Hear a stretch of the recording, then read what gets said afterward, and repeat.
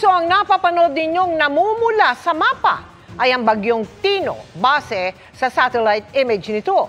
Sa lawak nito, hagip ang malaking bahagi ng Visayas at Hilaga ng Mindanao. At sa lakas nito, hindi bababa sa 8 lugar ang nasa ilalim ngayon ng wind signal number 4. Bukod pa sa maraming lugar na nasa ilalim ngayon ng signals number 1, 2, 3. Magandang gabi po, Luzon, Visayas at Mindanao.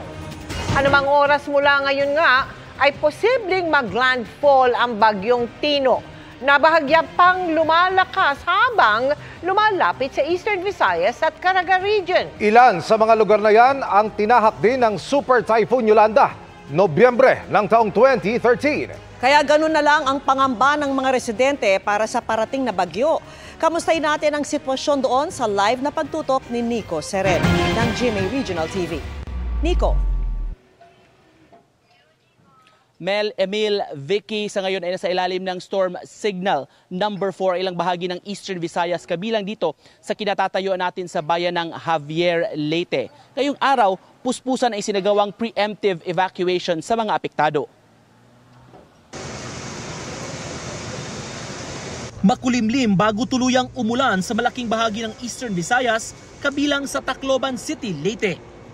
Dahil sa karanasan sa ilang malalakas na bagyo tulad ng Super Typhoon Yolanda noong 2013, may ilang gustong magpakasiguro at lumikas sa mga hotel.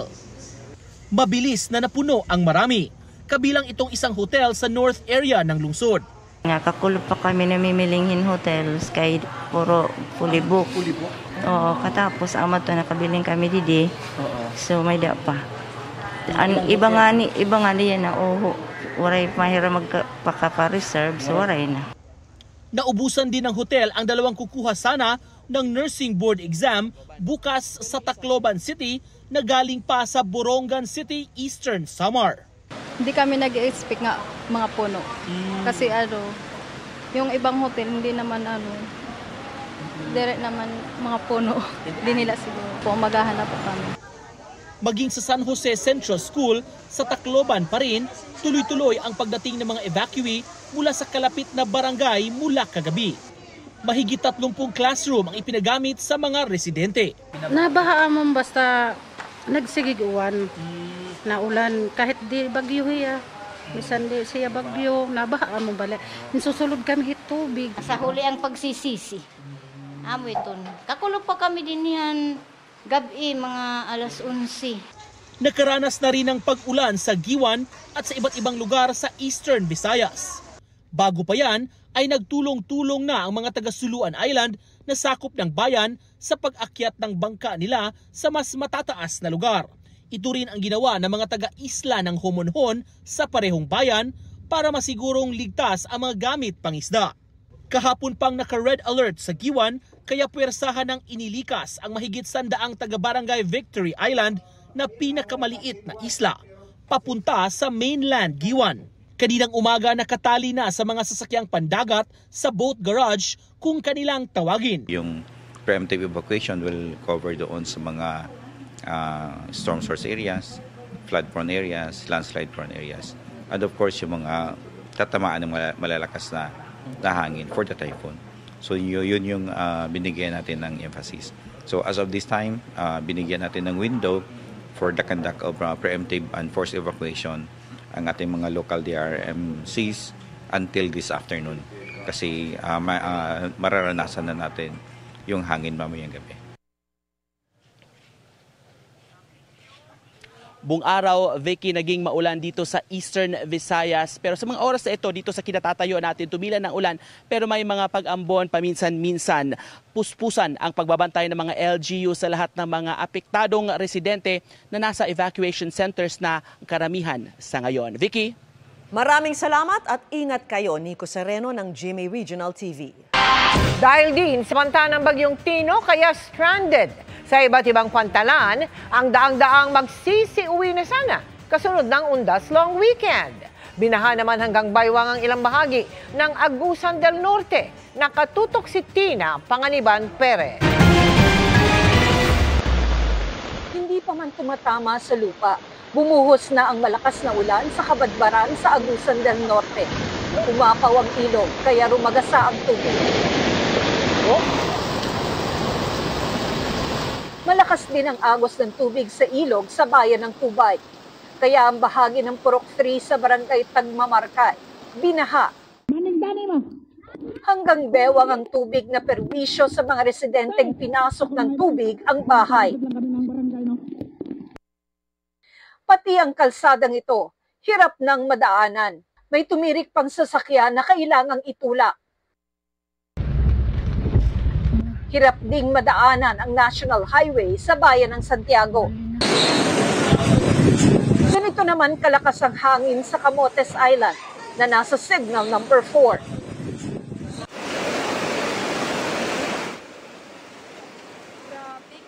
Nagdulot ang pagbaha ang malalakas na ulan sa Bais City, Negros Oriental. Nakataas ang signal number 2 roon dahil sa bagyong Tino. Pati sa Dumaguete City, kung saan ilang sasakyang pandagat ang stranded sa pantalan. Isinampa ng mga mangingisda sa Pampang ang kanilang mga bangka para hindi mapinsala. Sa Bulan, Sorsogon, pila na ang mga truck dahil sa mga sinuspending biyahe sa Leyte at Masbate dahil pa rin sa bagyo. Base sa nakalap na datos ng GMA Integrated News, umabot na sa mahigit 1,500 pasahero at 400 sasakyan ang stranded ngayon sa Bicol Region. Sa Catanduanes, itinaas na ang Blue Alert bilang paghahanda sa posibleng hagupit ng bagyo. Sinuspindi na rin muna ang paglalayag ng lahat ng klase ng sasakyang pandagat. Nagpatupad naman ang preemptive evacuation sa halos 270 individual sa bayan ng Hetafe sa Bohol. Sila yung mga nakatira sa mga isla at malapit sa baybayin. Itinabi na rin ng mga mangingisda ang kani-kanilang mga bangka. Para sa GMA Integrated News, Tina Panganiban Perez, nakatutok 24 oras. Pinangangambahan naman ang mga naglalakihang alon sa ilang lugar sa Surigao del Norte kung saan nakataas ang signal number 4. Sa Surigao City, may mga sapilitan ng inilikas at may mga residenteng nag-panic buying. Ang latest na sitwasyon doon, tinutukan po live ni James Paulo Yap ng GMA Regional TV. James. Vicky, forced evacuation ang ipinatupad ng Surigao City sa mga lugar na bahain at sa mga may tsansang abutin ng storm surge. Pasado alas 7 ng umaga pa lang, may kasabay ng pabugso-bugsong hangin ang mga pag-ulan dito sa Surigao City. Dito nga sa Purok Rojas sa Barangay Washington ay puspusan na ang paghahanda ng ilang mga residente. Itong isang puting bahay ay tinalian na nga ng lubid ang kanilang bubong upang hindi ito madala kung sakali mang lumakas pa ang hangin. Gapon pa yan tinalian ko. Bakit, sir? Kung malakas na hangin, baka masira pa. Kagabi pang may lumikas tulad ng mga taga-barangay Washington na nagpuntang CVGS Central School. Paniguro lang kasi may mga apo ako marami. At pagsapit ng pasado alas 2 ngayong hapon ay ipinatupad na ang forced evacuation sa mga nakatira sa delikadong lugar. Base sa forecast ng Pag-asa, posibleng makaranas ng hanggang 3 metrong taas na daluyong o storm surge sa mga baybayin ng lungsod. Hindi lahat ng barangay may mga hazard areas. So may mga portions lang, may sitio or ipurok or certain number of households. Malapit kami sa dagat. Nanigurado lamang para safety kami. Ilang mga residente naman ang namilinan ng grocery supplies bilang paghahanda sa bagyo. Kasi magbabagyo. So natatakot kayo na magkaubusan? Parang gano'n na nga po. Ano po yung parang gano'n? Magkakaubusan ng pagkain. Kaya bibili ako. Kahapon nga, may nag-panic buying ayon sa City Hall dahil sa mga anunsyong hindi magbubukas ang mga supermarket at mga bangko ngayong araw. Pero agad naman daw nila itong naresolba. We were able to make recommendations for them to open today para to give way also for preparation ng mga tao kung kailangan nila mamili, kailangan nila mag-secure ng pera. So we're very thankful na wala nang panic buying.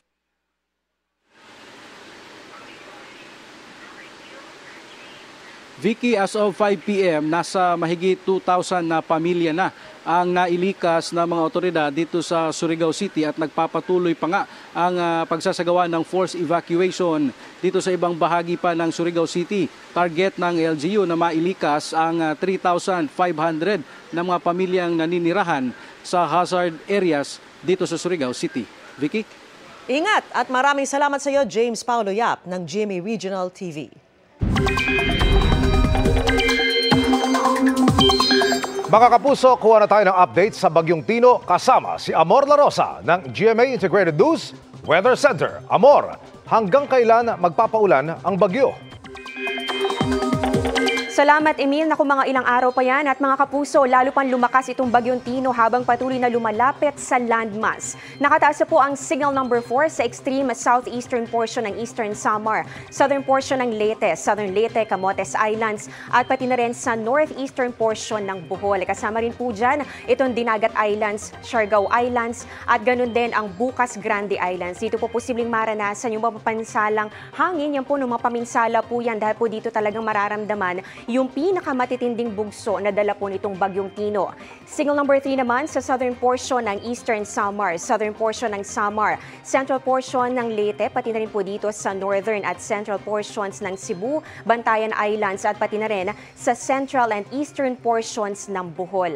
Nakataas din po ang signal number 3 sa northern portion ng Negros Oriental, northern portion ng Occidental o yan po sa may Negros Occidental po yan, Guimaras, eastern portion ng Iloilo at pati na rin sa natitirang bahagi ng Surigao del Norte. Ito naman po nakataas ang signal number 2 sa southern portion ng Masbate, southern portion ng Romblon at pati na rin sa Cuyo Islands. Kasama rin po dito ang central portion ng Eastern Samar, central portion ng Samar, pati na rin po ang natitirang bahagi ng Leyte, Biliran, natitirang bahagi ng Bohol, natitirang bahagi ng Cebu at ganun din ang central portion ng Negros Oriental. Kasama rin po dito ang natitirang bahagi ng Negros Occidental, Siquijor, Capiz, natitirang bahagi ng Iloilo, pati na rin po ang Aklan at ganun din ang Antique. Ito naman pong signal number 2, nakataas din po yan sa ilang bahagi po ng Mindanao, kasama po dyan ang northern portion ng Surigao del Sur, northern portion ng Agusan del Sur, northern portion ng Agusan del Norte at pati na rin sa Camiguin. Signal number 1 naman po ang nakataas dyan po sa Albaya, Sorsogon, natitirang bahagi ng Masbate, Ticao at Burias Islands, southern portion ng Quezon, southern portion ng Marinduque, natitirang bahagi ng Romblon at pati na rin po sa Oriental Mindoro. Kasama rin po dito itong bahagi ng Occidental Mindoro, northern and central portions ng Palawan, Calamian Islands at ganun din sa Cagayan Silio Islands. Signal number 1 din po ang nakataas dito naman sa northern Samar, natitirang bahagi ng Eastern Samar, natitirang bahagi ng Samar Province at pati na rin ang natitirang bahagi ng Negros Oriental. Sa Mindanao, kasama rin po ang natitirang bahagi ng Surigao del Sur, central portion ng Agusan del Sur, natitirang bahagi ng Agusan del Norte, Misamis Oriental, northern portion ng Bukidnon, northern portion ng Misamis Occidental at pati na rin sa northern portion ng Zamboanga del Norte. Mga kapuso, sa mga nabanggit pong lugar, napakarami po niyan. Posible pong maranasan yung malakas sa bugso ng hangin na may kasama mga pag-ulan. At ito po, nagbabala rin ng pag-asa sa banta ng storm surge o yung daluyong naaabot po mula 1 hanggang 3 metro ang taas. Dito yan sa Caraga Region, pati na rin po dito sa buong Visayas at ganun din sa ilang bahagi ng Mindoro Provinces at ng Palawan. So ito po yung malaki po yung level ng tubig o mataas po yung pag-angat nito po ating dagat, kaya doble ingat. Huling namataan ang sentro ng Bagyong Tino, 170 kilometers east-southeast ng Giwan, Eastern Samar. Taglay po ang lakas ng hangin nga abot na sa 130 kilometers per hour at yung bugso po niya nasa 160 kilometers per hour. Ito po ay kumikilos pakanluran sa bilis na 20 kilometers per hour. Sa latest track po na inilabas ng Pag-asa, posibleng mag-landfall o di kaya naman kung hindi po talagang tumama, dumaan po malapit dito sa Homonhon Island or sa Dinagat Islands itong Bagyong Tino. Ngayong gabi po yan o bukas ng madaling araw. Sunod po itong tatama dito sa may Leyte o kaya naman sa Southern Leyte. So ibig sabihin po yan, depende pa kung aangat o di kaya naman po ay bababa itong bagyo. Tatawirin po nito itong iba pang bahagi ng Visayas. So pwede po dito sa Cebu, Bohol o kaya naman dito po next po niya na tatawirin ito po nga Negros Island Region at pati na rin po ang ilang bahagi ng Western Visayas. Maari po kasama dyan ang Antique, Aklan, Capiz at pati na rin pong Iloilo or Guimaras. So depende po yan. Ito po yung mga pasok dito sa ating cone of probability o area of probability. Ito po yung mga posibleng daanan nitong bagyo. At posible naman po after po yan sa Visayas ay dumiretso po yan dito sa may Northern Palawan. Bukas po yan hanggang Miyerkules po ng madaling araw. Ayon po sa Pag-asa, posible pong makalabas na ito sa Philippine Area of Responsibility pagsapit po ng Huwebes. At bukod po sa Bagyong Tino, magpapaulan din sa ating bansa itong shear line at ganun din itong amihan o yung northeast monsoon. So titingnan po natin dito sa ating Metro Weather, inaasahan po natin ngayong gabi at yan po ay bukas ng madaling araw rin. Mararanasan po yung mga pag-ulan dito yan sa may Cagayan, pati na rin po dito sa may Cagayan Valley. Kasama po dito ang Cagayan, Isabela, eastern sections ng southern at pati na rin po ng central Luzon. So kasama po dyan ito pong Quezon Province, ganoon din po ang Bicol Region at ilang bahagi po ng Calabarzon, Mindoro Provinces at pati na rin sa Palawan.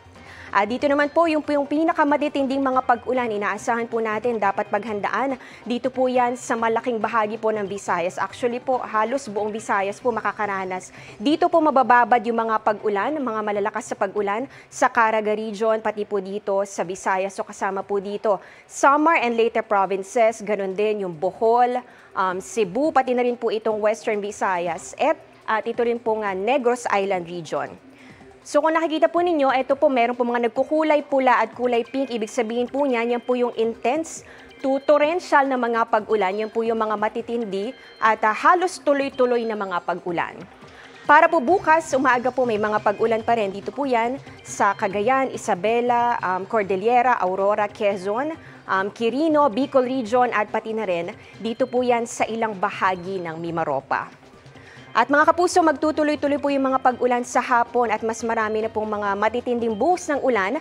Dito po yan sa Quezon, pati na rin po sa Mindoro at ganun din sa Palawan. Yung western section po ng Luzon, pwede rin po makaranas ng mga kalat-kalat na mga pag-ulan, kaya doble ingat pa rin. Dito naman sa Metro Manila, posible rin pong maulit yung mga pag-ulan gaya po ng naranasan natin kanina. Dahil po yan sa shear line o kaya naman po ay sa localized thunderstorms. Maulan pa rin bukas ng umaga sa buong Visayas at meron po tayong mga nakikitang mga matitinding pag-ulan pa rin dito sa Western Visayas at pati na rin sa Negros Island Region. So nandito pa rin concentrated yung matitinding ulan. Halos ganyan din pong inaasahan natin sa hapon kaya maging alerto pa rin sa banta po ng baha o landslide.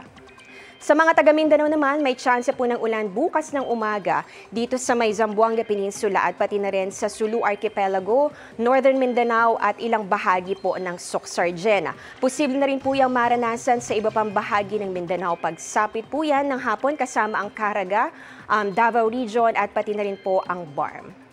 Samantala mga kapuso, hindi pa man tapos manalasa itong Bagyong Tino, may bagong low pressure area na agad na minomonitor po ang Pag-asa sa labas ng Philippine Area of Responsibility. Yan po ay namataan more than 2,000 kilometers sa silangan po ng northeastern Mindanao. Ayon po sa Pag-asa, may tsansa rin itong maging bagyo kaya patuloy rin po natin yan tututukan sa mga susunod na araw. Yan ang latest sa ating panahon. Ako po si Amor La Rosa para sa GMA Integrated News Weather Center. Maasahan anuman ang panahon.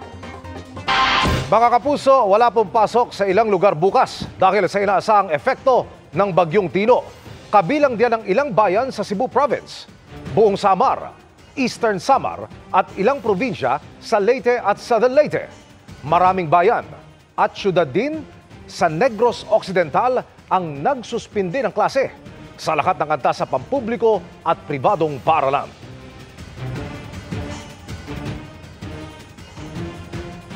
Wala rin pasok sa lahat ng antas sa ilang bayan sa Aklan. Gayun din sa Capiz at probinsya ng Iloilo. Ang Lapu-Lapu City at ilang bayan naman sa Cebu Province, face-to-face classes sa lahat ng antas ang sinuspindi. Wala ring face-to-face classes sa Kalibo, Aklan, ilang bayan sa Antique, Rojas City at Dumaraw sa Capiz, Leon sa Iloilo at ilang syudad at bayan sa Negros Occidental. Wala namang pasok ang preschool hanggang senior high school sa Maayon, Capiz. Maagang nagsilikas ang mga residente sa Talisay, Cebu dahil sa banta ng Bagyong Tino. Kamustahin na natin ang epekto ng bagyo sa live na pagtutok ni Fe Marie Dumabok ng GMA Regional TV. Emil, pagpapa-evacuate ng mga residente na nakatira sa flood-prone areas at coastal areas ng Talisay City, Cebu ang isinagawa kaninang umaga bilang paghahanda sa posibleng epekto na dala ng Bagyong Tino.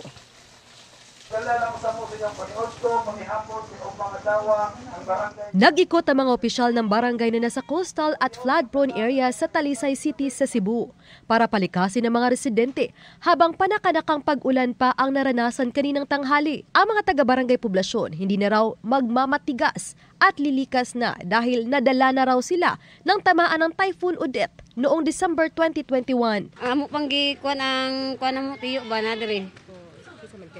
Nadir. Di lagi kalakaw. Wala inyo ipauna. Oh, wala pa may mual sagod, nagkuan pa man. Oh, arera na mo sa Sam. Di mi pabot sa unos kay pareha sa unang kuan niya. Kailangan sa Odette. Para Tagam na ta? Oh, tagam na oy. Bakwit na. Oo, sa oras sa ni pahawa. Mga alas 10 sa buntag, karong buntag. Oh. Di man nagpa-safety. Oh, safety lang daan kay kuya ra ba kay ni? Sentro ra ba ta sa Bagyo? Isa sa panawagan ng barangay sa mga lilikas ngayong araw, magdala ng panghapunan. Bukas, barangay na raw ang sasagot sa buong araw ng meals ng evacuees. Sabi ng barangay, magpapatupad na sila ng forced evacuation kung may iba pa na hindi pa rin lumikas. Mayroong 3 evacuation site ang barangay poblasyon. Ang mga bangka naman inilipat na sa mas mataas at mas ligtas na lugar. Ako lagi pababaw kay panginabuhian ra ba to namo. Makuha niya to dami sa tumoy kuya kay wa nagi koy panitaan niya. Sa barangay Dumlog, kaninang tanghali, aabot na sa mahigit 100 pamilya o na sa mahigit 400 individual ang pina-evacuate sa kanilang mga evacuation center.